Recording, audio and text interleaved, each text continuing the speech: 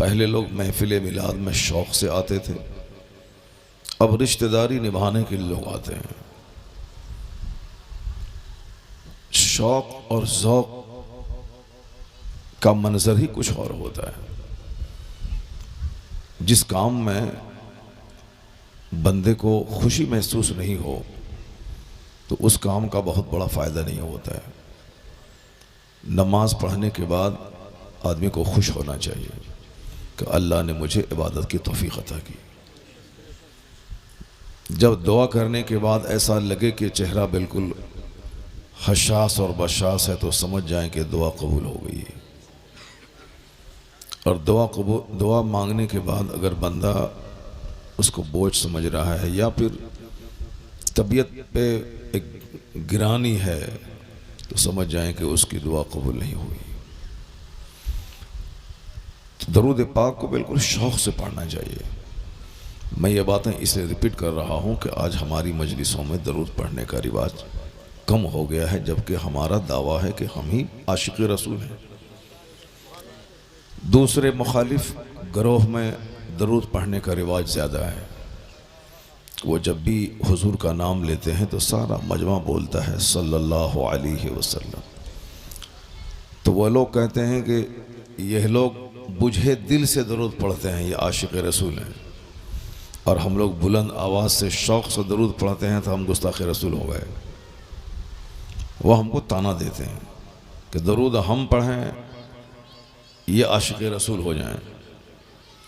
कहना भी सही है, चूँकि गुस्ताख़ रसूल वो अगर है तो किसी दूसरे सबब से है, इस वजह से नहीं है कि वह दरूद पाक पढ़ता है या नहीं पढ़ता है। गुस्ताखी का सबब कुछ और है। और आपको मालूम होगा कि दुआओं की कबूलियत का सबसे ज़बरदस्त ज़रिया है सरकार की बारगाह में दरूद भेजना। इसलिए एक बार सारे लोग मिलकर ज़ोर से दरूद पाक पढ़िए। अल्लाहुम्मा सल्ली अला सय्यदना व मौलाना मुहम्मद मअदनिल जूद वल करम व आलिहि व बारिक व सल्लिम सलातों व सलामन अलैका या रसूल अल्लाह। अल्लाह तबारक व तआला इस मुबारक और ख़ूबसूरत महफ़िल को कबूल फरमाए। बहुत ज़बरदस्त महफ़िल, और बहुत जल्द महफ़िल शुरू हो गई, वरना अक्सर मुझे लोग 2 बजे 3 बजे ख़िताब के लिए बैठाते हैं। और बहुत मुनासिब वक्त पे आज मुझको बिठाया गया है। आज तो दिल ऐसा लग रहा है कि जैसे 2 घंटे नहीं बल्कि 4 घंटे का ख़िताब कर दूँ, मगर आप इसको बर्दाश्त नहीं कर पाएंगे। चूँकि मुझे तो बोलने की आदत है मगर आपको सुनने की आदत नहीं है। आप 1 घंटे 1.5 घंटे सुनने को बहुत बड़ी चीज़ समझते हैं, और हम को बोलते बोलते अल्लाह तबारक व तआला वो रूहानी ताकत दे दिया है कि 2 घंटे से कम बोलने में लगता ही नहीं कि मैं तकरीर किया हूँ। अल्लाह ताला नगली आकिल के सारे मुसलमानों को खुशी अता फरमाए। मेरी माँ बहन बेटियाँ खामोश रहें, वो ज़्यादा शोर न मचाएं, क्योंकि आप बाजू में बैठी हैं, अगर आप हंगामा करेंगे तो फिर बोलने में डिस्टर्ब होगा। जो हमारे बच्चे आसपास खड़े हैं इधर उधर मोबाइल चला रहे हैं, वो सारे बच्चे महफिल में आ जाएं, या तो महफिल में आ जाएं या फिर अपने घर चले जाएं। ऐसा नहीं, ये कोई हिंदुओं का मेला ठेला नहीं है कि कोई इधर गा रहा है, कोई बजा रहा है, कोई बैठा है, कोई हंसी कर रहा है, कोई मोबाइल चला रहा है, कोई टांग फैलाया हुआ है। नहीं नहीं, ये शादी में बारात में लोग नहीं आए यहाँ पे। यहाँ लोग अपने नबी की सीरत सुनने आए हैं, कुरान और हदीस की बात सुनने आए हैं। जुमा के दिन जब इमाम साहब कुरान हदीस सुनाने लगे तो उस वक्त दूसरे को खामोश रहने के लिए कहना ये भी जायज़ नहीं है, क्योंकि सब पर खामोश रहना फ़र्ज़ है। सब पर खामोश रहना फ़र्ज़ है। वहाँ पे एक दूसरे को मना नहीं कर सकता है कोई कि आप चुप रहो, आप, क्योंकि सब पर साइलेंस बना के रखना फ़र्ज़ है कि वाज़ हो रहा है, कुरान हदीस की बात हो रही। ये दीनी गुफ्तगू का एहतराम है कि अब वाज़ को गौर से सुना जाए। तो ये महफिल भी वाज की महफिल है। यहाँ भी जब बयान हो तो उसको गौर से सुनना चाहिए। अगर तबीयत पे बोझ महसूस हो तो फिर आदमी को वहाँ से चले जाना चाहिए और बादिल नाखास्ता नहीं सुनना चाहिए, बिल्कुल शौक़ के साथ सुनना चाहिए। अदब और एहतराम सबसे बड़ी चीज़ है और डिसिप्लिन ही है खुतबे का कि आप बिल्कुल चुपचाप रहें, किसी को इशारा तक नहीं करें। कब? जुमा के दिन इमाम साहब जब मेंबर पे बैठ जाते हैं। ये अदब है वास का, ये अदब है, एहतराम है तकरीर का। अज़ान सानी में हुजूर का नाम सुनने के बाद अंगूठा भी नहीं चूमना है। क्यों? इमाम साहब वास के लिए बैठ गए। ये आवाज़ का अदब है, ये आवाज़ का एहतराम है। और हदीस में आया है कि जब आका अलैहिस्सलाम मस्जिद नबी शरीफ में खिताब फरमाते थे तो सारे सहाबा इस कदर गौर से आपकी गुफ्तगू सुनते थे कि जैसे उनके सरों पे कोई परिंदा बैठा हुआ। जैसे सर पे किसी का परिंदा बैठा हुआ है तो वो हिलता नहीं कि परिंदा उड़ जाएगा। तो इस कदर गौर से सहाबा कराम सुनते थे, लगता था सबके सरों पे परिंदा बैठा हुआ। और आका अलैहिस्सलाम जब तकरीर फरमाते थे तो हदीस में आया है कि आप साफ साफ इरशाद फरमाते थे, एक एक लफ्ज़ को चुन लिया जाए। और कभी कभी आपका तेवर तेज हो जाता था, जैसे किसी फौज को जिहाद के लिए ललकारा जा रहा हो। और कभी कभी किसी किसी जुमले को आप 3 बार रिपीट करते थे। यूँ तो हुजूर की सारी बातें अहम होती हैं, लेकिन जिसको हमारे लिए ज़्यादा अहम समझते थे आका अलैहिस्सलाम उस बात को रिपीटेशन 3 बार क्या करते थे। तो ये हुजूर की तकरीर का अंदाज था। और आका अलैहिस्सलाम की तकरीर होती क्या थी? वो अल्लाह का कलाम पढ़ के सुनाते थे। उस अल्लाह के कलाम की तशरीह और तौज़ीह सरकार करते थे। तो जुमा का खिताब जो हुजूर का था वो भी आज तक किताबों में मौजूद है।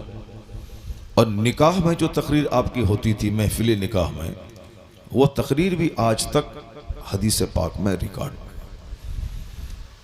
निकाह का मौका खुशी का मौका होता है।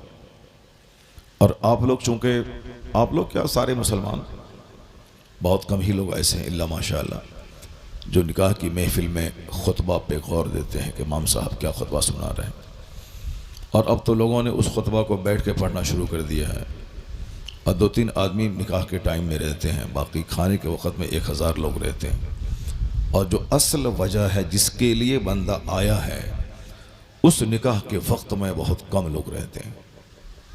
कहीं कहीं बहुत अच्छी महफिल सजती है, जितने लोग अब यहाँ बैठे हैं इससे डबल लोग बैठते हैं और वहाँ तकरीर होती है, खुतबा निकाह का तर्जमा पढ़ा जाता है और इजाब और कबूल करवाया जाता है।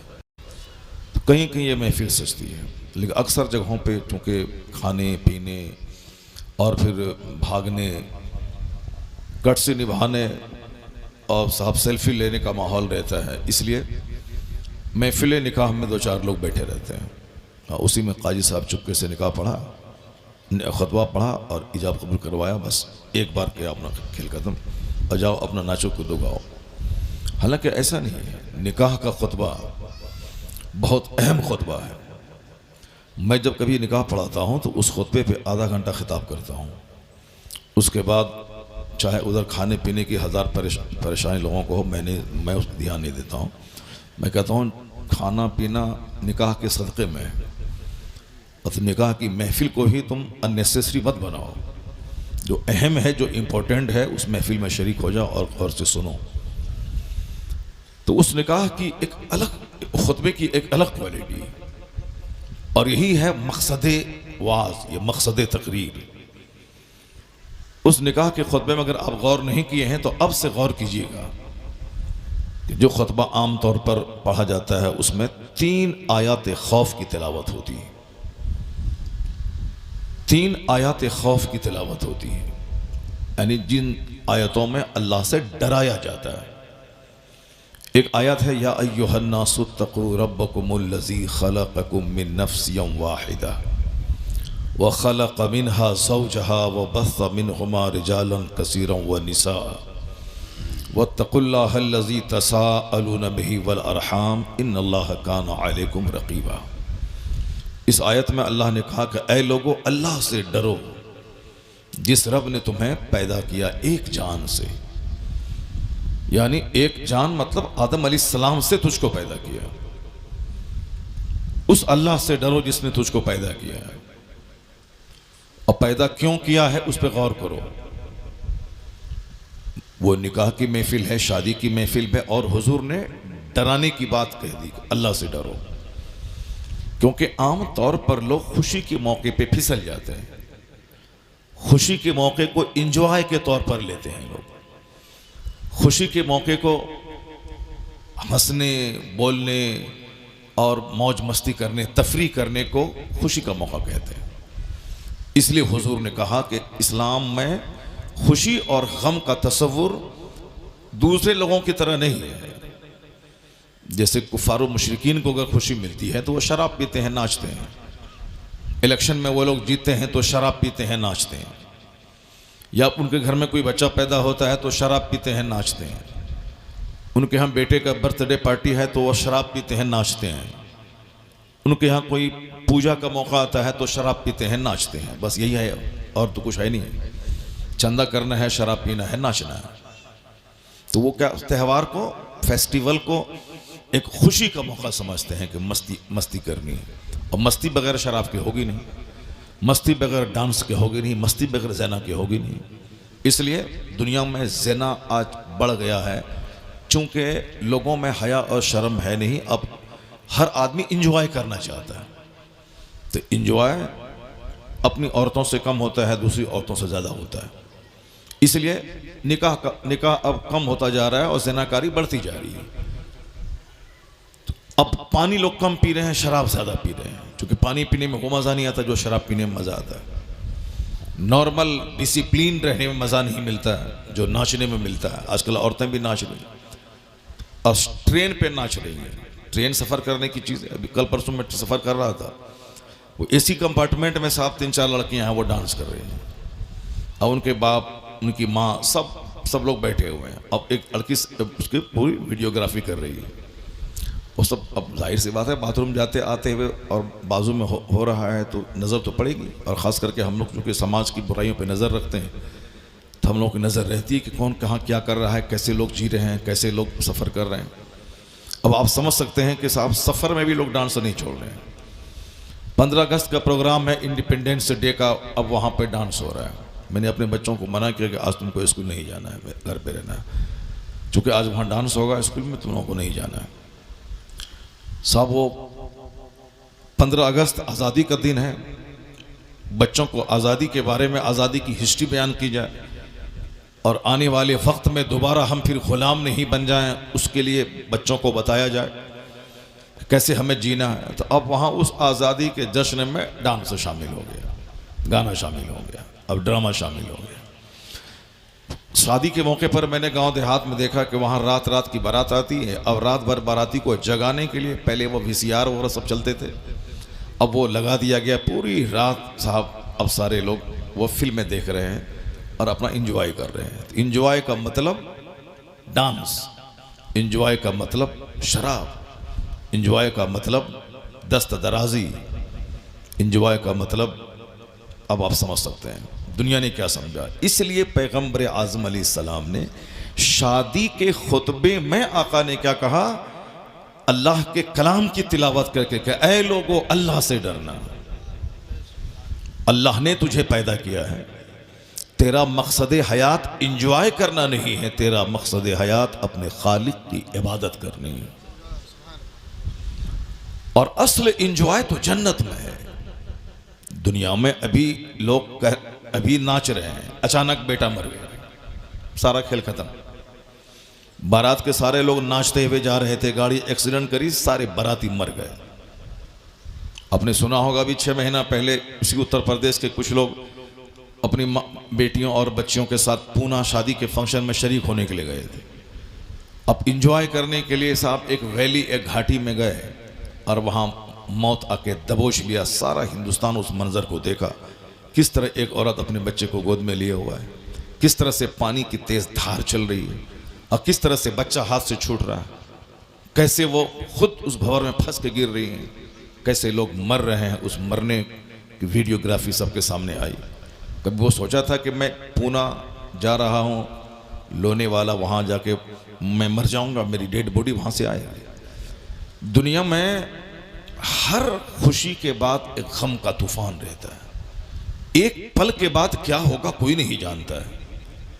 मेरे घर में शादी है, सामने वाला मुंह फुला के बैठा हुआ है, तो कभी अच्छा नहीं लगेगा कि मेरे घर में शादी हो, सामने वाला अब साहब बहुत गमनाक चेहरा लेके बैठा होगा। शादी में सारे लोग खुश रहें, पड़ोसी खुश रहें, अहबाब खुश रहें, भाई खुश रहे, सब खुश रहे, लेकिन अक्सर ये होता है कि एक भाई की बेटी की शादी है, दूसरा भाई नाराज होता है, पड़ोस के लोग मुंह फुला के बैठे रहते हैं, गीबत शिकायत का माहौल रहता है। साहब शादी हो रही थी, सारे लोग मौज मस्ती कर रहे थे, अचानक उनका बेटा गिरा और उनका पांव टूट गया। शादी की महफिल सजी हुई थी, अचानक तूफान आया, सारी मस्ती खत्म हो गई। अचानक जलजला आया। आज से 10 साल पहले जो जलजला आया था कच्छ गुजरात में, बिल्कुल सुबह का टाइम था, उस वक्त जलजला आया था और वो गालिबन 15 अगस्त या 26 जनवरी का मौसम था। उस वक्त बिल्कुल सारा हिंदुस्तान आज़ादी का जश्न मना रहा है और वहाँ जलजला आ रहा है।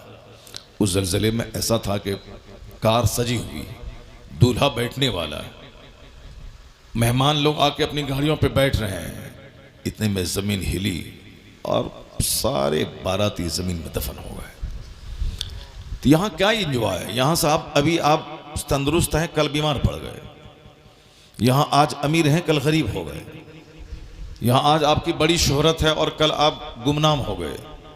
दुनिया में तो यह है, आज शोहरत है, कल जलील हो गए। और साहब आज मालदार हैं, कल गरीब हो गए। आज सेहतमंद हैं, कल बीमार हो गए। आज बच्चा पैदा हुआ, कल मर गया। आज बेटी की शादी हुई, कल दामाद मर गया। तो सही इंजॉय इस दुनिया में नहीं है, क्योंकि इस दुनिया में जवानी के बाद बुढ़ापा है, इस दुनिया में तंदुरुस्ती के बाद बीमारी है, इस दुनिया में मालदारी के बाद गरीबी है, इस दुनिया में बाल बच्चों की बेवफाई है, इस दुनिया में 4 बच्चे की माँ अपने शौहर को अपने प्रेमी के साथ मिलकर ज़बह करके उनका सामान लूट के घर से भाग जाती है। अभी तो हर शौहर को बीवी से डर लग रहा है, न जाने कब ये किसके साथ चाल चल के मुझको ज़बह कर दे, और आए दिन ये वाक़यात बढ़ रहे हैं। और बीवी को भी शौहर से डर लग रहा है, क्योंकि इसको भी किसी दूसरी औरत से प्यार हुआ और अपनी बीवी को तलाक देगा, जेल जाएगा, इसीलिए वो उसको ज़बह कर देता है, तेल छिड़क के मार देता है, ना मर जाएगी और हम उसके साथ से एंजॉय करेंगे। अब बीवी और शौहर का जो पाकीज़ा रिश्ता होता था, शौहर बेखौफ अपनी बीवी के साथ रहता था, क्योंकि बीवी को अपना शरीक हयात समझता था। ये मेरी लाइफ पार्टनर है, ये मेरा लिबास है, मैं इनका लिबास हूँ।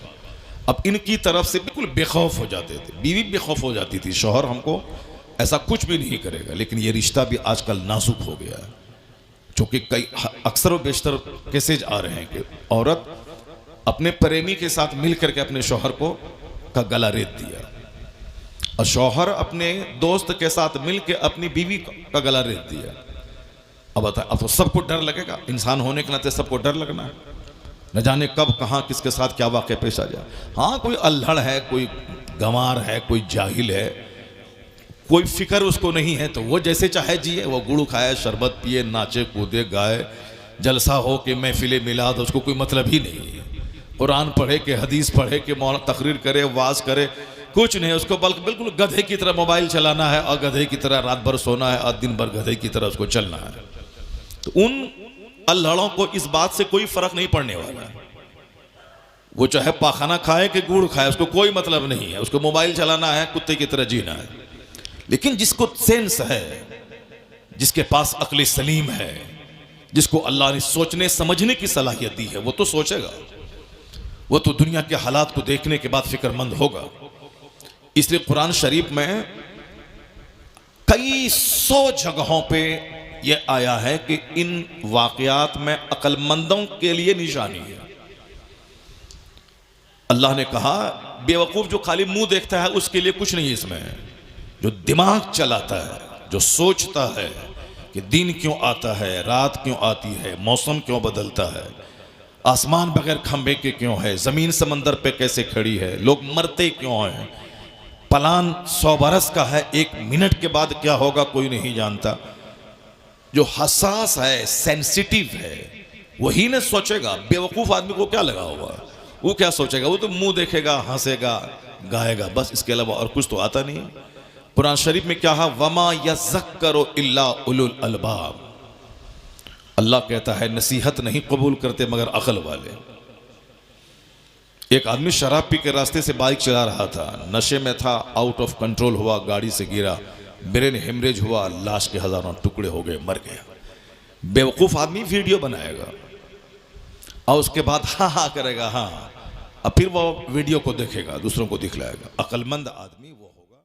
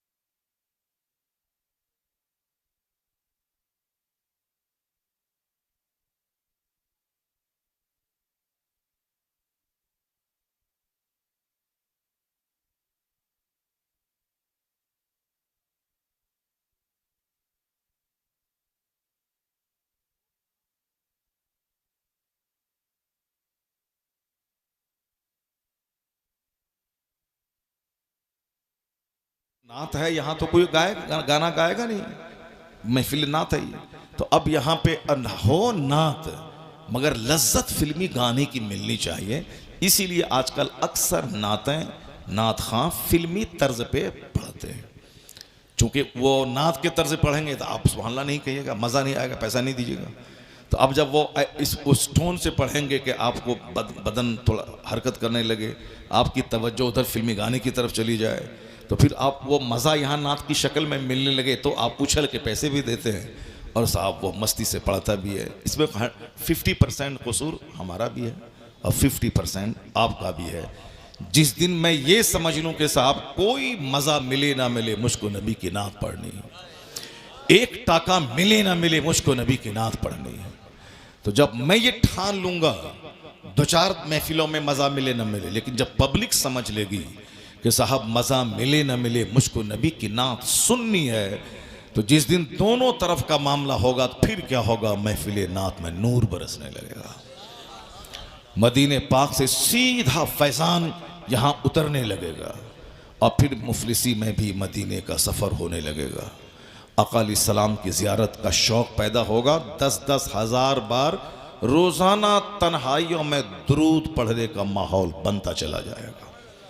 अल्लाह ताला हम सबों को इस महफिल दीन की कद्र की तौफीक अता फरमाए। तो अब ज़रा गौर से सुनिए बात हालांकि वो टॉपिक मेरा था नहीं, लेकिन चूंकि बात आ गई है, बेवकूफ़ वहाँ मोटरसाइकिल पे बैठ के मोबाइल चलाता है।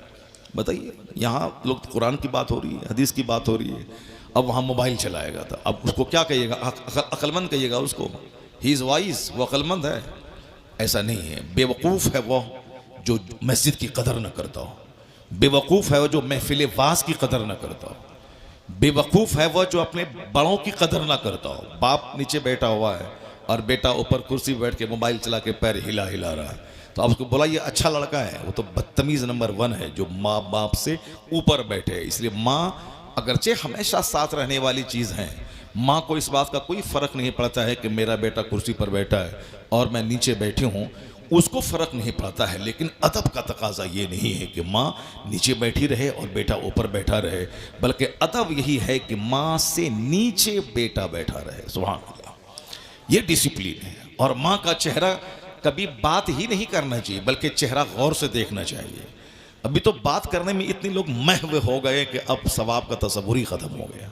अब यहाँ वहाँ दुनिया भर की सारी पोटली लेके बैठ जाता है, ये चाचा वैसा, वो फूफा ऐसा, ये बहनोई ऐसा, वो समधी ऐसा, वो सरबाप ऐसा, वो पड़ोसी ऐसा, वो हमारा भाई ऐसा, उसको तो मार के खाल खींच देंगे, उसको तो चेहरा कभी नहीं देखेंगे, उसके जनाजे में कभी शरीक नहीं होंगे, वो बीमार पड़ेगा उसको इलाज कर नहीं करवाएंगे, वो एक टाका मांगेगा उसको नहीं देंगे। यानी घर में बस इसी नफरतों की बातें हो रही हैं। कोई किसी की तारीफ नहीं करता है कि मेरा चचेरा भाई बड़ा नेक है, बड़ा ऑनेस्ट है, बड़ा ईमानदार है। वो साहब मैंने उसको देखा 5 टाइम नमाज पाबंदी से मस्जिद में पढ़ने जाता है, फलां की बीवी बड़ी अच्छी है, शादी के 40 साल हो गए, आज तक उसका चेहरा पड़ोसी ने नहीं देखा है। हमसे किसी ने कहा, हम जिस मोहल्ले में मेरा मदरसा है, कहा मौलाना साहब आपने फलां की बीवी को देखा? मैंने कहा नहीं। कहा उनकी शादी के 60 साल हो गए, 60 ईयर्स पास्ट, 60 साल गुजर गए, पड़ोसी ने उनकी उस औरत का चेहरा नहीं देखा। क्या साहब, क्या बात है, कैसी बात है? ऐसी बातों सुनने के बाद माँ बहन बेटियों को उसको लगता है कि हाँ मुझे भी एक इफ़्फ़त महाब और पर्दे वाली ज़िंदगी गुजारनी चाहिए। ऐसा चर्चा होता कहाँ है? अरे उसकी बीवी ऐसी है, उसकी बीवी ऐसी है, उसके ताल्लुकात उससे हैं, उसके ताल्लुकात ऐसे हैं। औरतें जब बैठती हैं तो सिर्फ औरतों की गीबत। अरे कुछ मालूम है, वो जो समाज का सामने वाला है मालूम है उसकी बीवी का दूसरे संबंध है, उसका उससे अफेयर है, उससे अफेयर। स्कूल में औरतें जब बैठती वही बात, घर में बैठती वही बात, यानी उसको कोई बहुत बड़ा चर्चा उसके टॉपिक है ही नहीं उसके पास। जन्नत की बात, आखिरत की बात, सरकार की बात, सरकार की बीवियों की बात, सरकार की मुक़द्दस माँ की बात, सरकार के सहाबा की बात, जन्नत की हूर की बात, जन्नत किसको मिलेगी, आखिरत में क्या होगा, कब्र में क्या होगा, मरते वक्त निज़ा में क्या होगा, कोई चर्चा है ही नहीं उसमें। अगर है तो बताइए हमको कि आपके घर में 5 औरतें बैठी हैं, वो जन्नत का चर्चा कर रही हैं कि दुनिया में तो आज हैं कल मर जाएंगे, तो वहाँ क्या है जहाँ खरबों साल रहना है। कोई चर्चा ही नहीं है। चर्चा क्या है? आज पैसा है, कल अगर आपकी तबीयत ख़राब हो गई तो कल आप पैसा नहीं कमाने लगेंगे तो आपका बच्चा क्या खाएगा पिएगा। इसलिए आज जब आमदनी है तो उसको बचा के रखिए, प्लॉट खरीद लीजिए। कल अगर कुछ हो गया, पैर टूट गया, एक्सीडेंट कर गया या फालेज मार दिया, वही प्लॉट को बेच करके आपका बच्चा खाएगा। बस यही एक है, कोई चर्चा ही नहीं कि जो अल्लाह माँ के पेट में खिलाया है, जो अल्लाह माँ की गोद में खिलाया है, वही अल्लाह हमेशा खिलाने वाला है। बताइए, माँ के शिकम में 9 महीने तक बच्चा माँ का खून पी के जिंदा रहता है, और जब बच्चा पैदा होता है माँ की गोद में तो माँ की खुश्क छाती में अल्लाह दूध की नहर जारी कर देता है। बच्चे के लिए रोटी चावल गज़ा नहीं है, बच्चा उस वक्त माँ का दूध उसके लिए बेस्ट फूड है। तो अब माँ के पेट में है तो खून उसकी गज़ा है, क्योंकि वहाँ रोटी चावल और दूध बच्चा खा नहीं सकता है, उसके बदन में सिर्फ ब्लड पहुँचे। तो माँ का माहवारी खून रोक कर बदन की में ब्लड पहुंचा के बच्चों की खुराक का इंतजाम अल्लाह करता है। लेकिन जैसे ही बच्चा पैदा हो तो अब वो रोटी चावल खाएगा तो बच्चा मर जाएगा। उस वक्त उसको माँ का दूध चाहिए। पैदा होने से 1 मिनट पहले वो नहर सूखी है, अब पैदा होने के जस्ट 1 मिनट के बाद वो नहर जारी हो गई दूध की। चूंकि अब बच्चा पैदा हुआ तो इसको ग़िज़ा चाहिए, इसके लिए सबसे बेहतरीन ग़िज़ा माँ का दूध है। तो अल्लाह रब्बुल इज़्ज़त पेट में खून के ज़रिए और गोद में दूध के ज़रिए हमारी रोज़ी का इंतज़ाम फरमाया है। तो जो अल्लाह हमें माँ के पेट में नहीं भूला, जो अल्लाह हमें माँ की गोद में नहीं भूला, अब 18 साल के हम जवान हो गए, अब हम खेती बाड़ी कर सकते हैं, मजदूरी कर सकते हैं, कुम साहब पत्थर तोड़ के खा सकते हैं। तो अब तो जवान हैं, हाथ में ताकत है, अभी भी रोज़ी देने वाला अल्लाह है, लेकिन हम हाथ पाँव चला करके 10 पैसा कमा सकते हैं। ज़रा देखिए इसकी खोपड़ी कितनी ख़राब हुई। बदतमीज़ माँ के पेट में था, कोई हुनर नहीं जानता था, तो अल्लाह ने खिलाया। माँ की गोद में 2 साल तक अल्लाह ने दूध पिलाया। तो अब ये बंदा जब जवान हुआ तो अब ये टेंशन लेके बैठा हुआ है कि कल क्या कमाएंगे, कल ऐसा हो गया तो क्या हो गया, दुकान नहीं चली तो क्या हो गया, नौकरी नहीं मिली तो कैसे खाएंगे, साहब खेती बाड़ी नहीं करे तो कैसे खाएंगे, अभी दिन रात कैसे खाएंगे। जहां कुछ नहीं था वहां अल्लाह ने खिलाया, और अब तो इनके हाथ में ताकत है, पत्थर तोड़ के कमा सकता है, लेकिन अब रोजी की फिक्र लेके बैठा है। चेहरा पूरा काला है कि आज टाका हो गया 5000 रुपये, कल नहीं होगा तो क्या होगा, परसों बिजनेस नहीं चलेगा तो क्या होगा, परसों दुकान नहीं चलेगी तो क्या होगा। ये सारा टेंशन लेके बैठा है। अल्लाह ताला उसको छोड़ देता है, जाओ टेंशन में तेरा चेहरा सूखे, हम मर जाओ, डिप्रेशन के मरीज हो जाओ। तुमको जब यकीन ही नहीं है हम पर तो तुम जाओ तो डिप्रेशन के मरीज बन के मर जाओ, दाने दाने को तड़प जाओ। अल्लाह कहता है वमन यत्तकिल्लाह यजअल लहू मखरजा व यरज़ुक़हु मिन हैसु ला यहतसिब।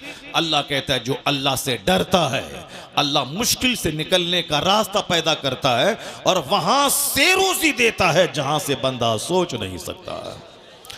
उसको ये सोचना चाहिए कि जो अल्लाह माँ के पेट में मुझको रोजी दिया वही अल्लाह जवानी में भी रोजी देगा, वही अल्लाह बुढ़ापे में भी रोजी देगा।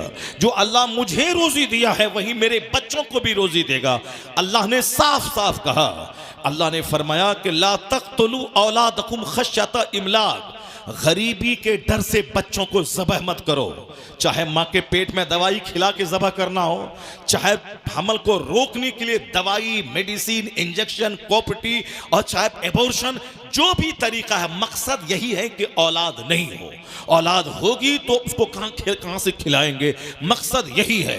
एक इमरजेंसी केस है कि अगर औरत की जिंदगी खतरे में पड़ जाए, या हामिला हुई तो या तो बच्चा मर जाएगा या औरत मर जाएगी, बच्चा और जच्चा दोनों की जिंदगी को खतरा है, तो 4 महीने से पहले पहले एबॉर्शन करवाने की शरीयत ने इजाजत दी है।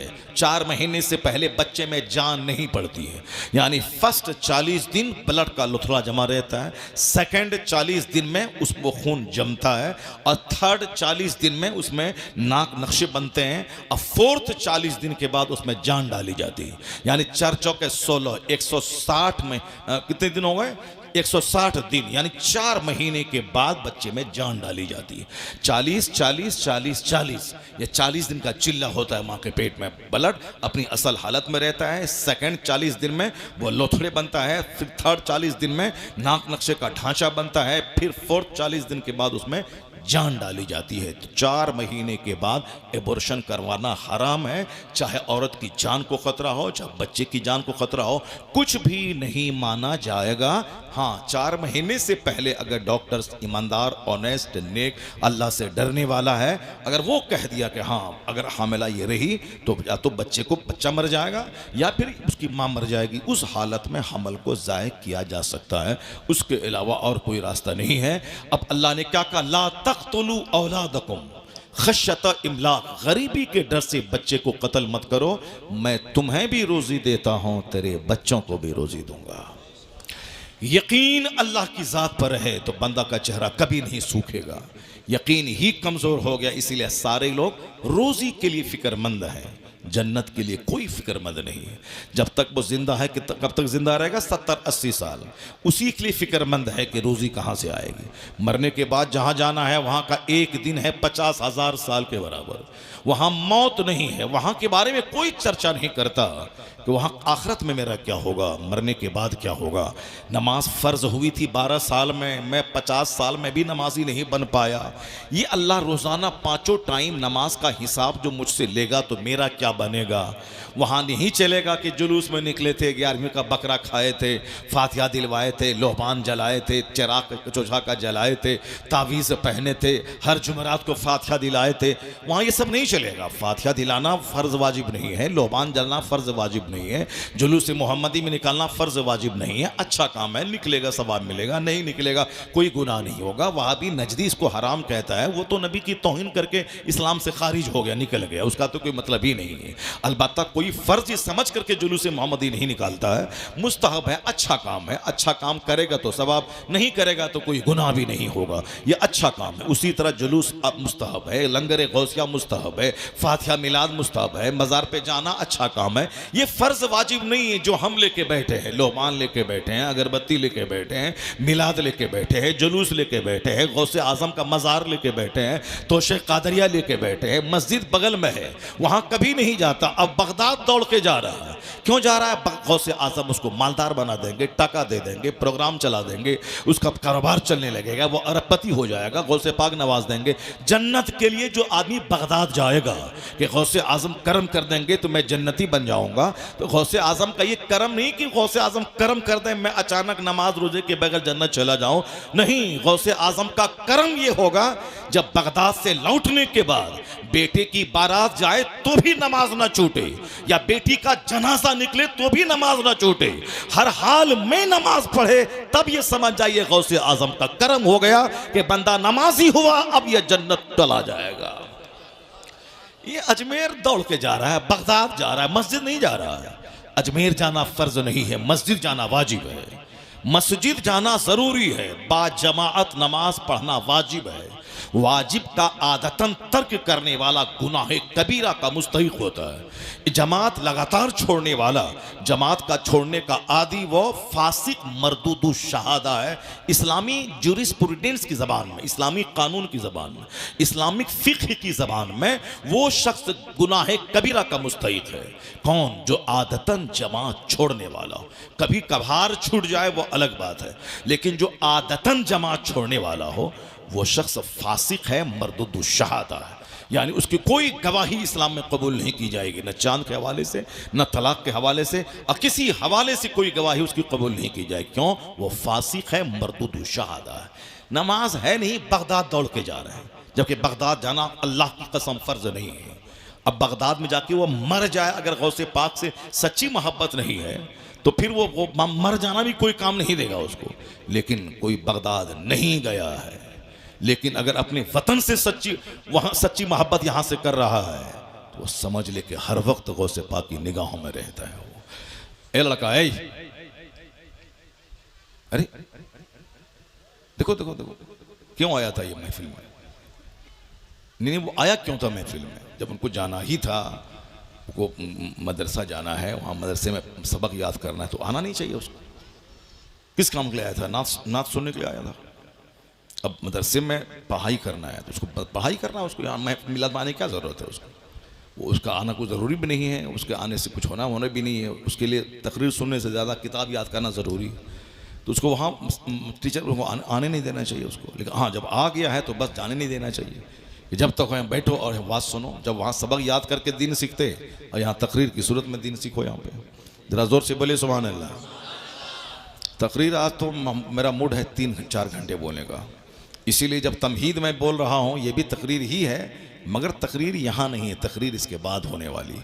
अभी सिर्फ मैं तमहीद बयान कर रहा हूँ, ये तमहीद ही तो है, मगर ये तमहीद नहीं बल्कि जाने तकरीर ही यही है। समझ लें, ये जाने तकरीर यही है। अल्लाह का डर, खौफ खुदा, यही है आलिम मौलाना हाफिज़ कारी बनने का मकसद ही यही है कि बंदा अल्लाह वाला हो जाए, मरने के बाद जन्नत चला जाए। एक शब्द में यही है ना, वरना इसके अलावा और क्या चीज़ है। बस चाहे आलिम बने, कुतुब बने, अब्दाल बने, एक रात फजर ऐशा की वजह से फजर पढ़ें, चाहे 1000 रकत नमाज नफल पढ़ें, चाहे हर साल हज करें, 100 हज कर लें, मतलब है जन्नत जाना। अल्लाह खुश हो जाए, जन्नत चले जाए।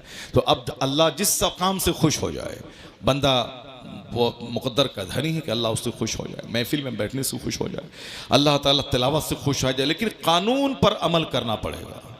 अल्लाह ताला कबूल कर ले वो अलग है। एक औरत, बुखारी शरीफ की हदीस में आया है, बुखारी शरीफ जो कुरान के बाद सबसे अफजल किताब है, कि एक औरत कुएं के पास देखी कि एक कुत्ता है जो जबान प्यास की वजह से लटका के कीचड़ चाट रहा है। सख्त गर्मी का मौसम है, पानी बाहर नहीं है, मगर कीचड़ है। जो पानी निकालते हुए, डोल डालते हुए जो पानी गिरता है वहाँ कीचड़ है, तो कुत्ता उस कीचड़ को चाट रहा था। वह योतीफ बेबेरिन आया है बुखारी हदीस में कि वो कुत्ता कुएं के इर्द गिर्द चक्कर लगा रहा था और उसकी जबान अद लगा लिसानहु मिनल अतश, प्यास की वजह से उसकी जबान लटकी हुई थी और वह कीचड़ को चाट रहा था, पानी ढूंढ रहा था।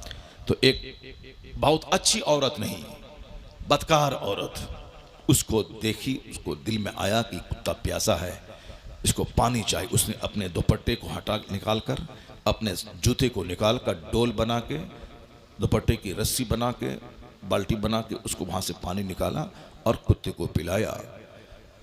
हुजूर कहते हैं कि वो औरत जन्नती है। अल्लाह अल्लाह भाई, बुखारी शरीफ हदीस में आया है, वो औरत जन्नती है, वो औरत जन्नत में है, या फिल जन्ना, वो जन्नत में है। तो अब अल्लाह रब्बुल इज़्ज़त की रहमत को कोई बहाना चाहिए, बहाना चाहिए। कानून अपनी जगह है, नमाज रोज़े हज व ज़कात पिलर है, इसके बगैर कुछ नहीं होगा। कानून अपनी जगह है, बाकी खुदा की रहमतों को एक बहाना चाहिए। अब बहाना चाहिए तो अल्लाह ने उसे जन्नत दे दिया। अब उसी बुखारी शरीफ में एक हदीस पाक और है। अब यहाँ ठहर के मैं कभी कभी कहता हूँ ह्यूमैनिटी, मानवता की बात। जब एक कुत्ता, उसको पानी पिलाने से एक औरत, बदकार औरत जन्नत जा सकती है, जो इंसान की शक्ल में जो प्यासा हो, इसको पानी पिलाने के बाद क्या दर्जा मिल सकता है?